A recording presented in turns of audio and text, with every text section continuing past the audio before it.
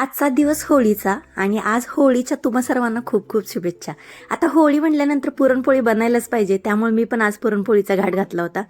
एकीकडे कटाची आमटी बनवून झाली होती, भात, कुरड्या, पापड्या सगळंच झालं होतं तळून, भजी पण बनवून झाले होते आणि मग आता पोळ्याला लागले होते. छान टम फुगलेल्या पोळ्या तुम्हाला आवडतात का? कमेंटमध्ये मला नक्की सांगा. आता इथे पुण्यात सार्वजनिक होळी साजरी केली जाते आणि खूप मोठी होळी असते, खूप एन्जॉय करतो आम्ही.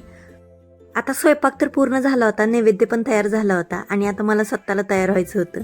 आणि आपल्या बायकांना तर नटायला कारणच पाहिजे असतं, तर ही साडी मी नेसणार होते आणि त्याच्यासोबत माझी ही सगळी गोल्डची ज्वेलरी घालणार होते.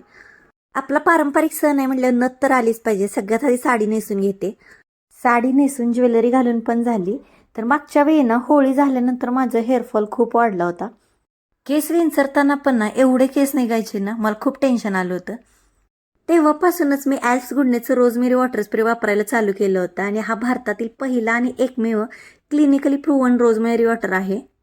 आणि महत्त्वाचे म्हणजे हे वापरायला एकदम सोपे. आंघोळीच्या आधी किंवा नंतर लावू शकतो आपण आणि रात्री झोपताना जरी लावलं तरी पण सकाळी उठल्यानंतर केस धुवायची गरज नाही.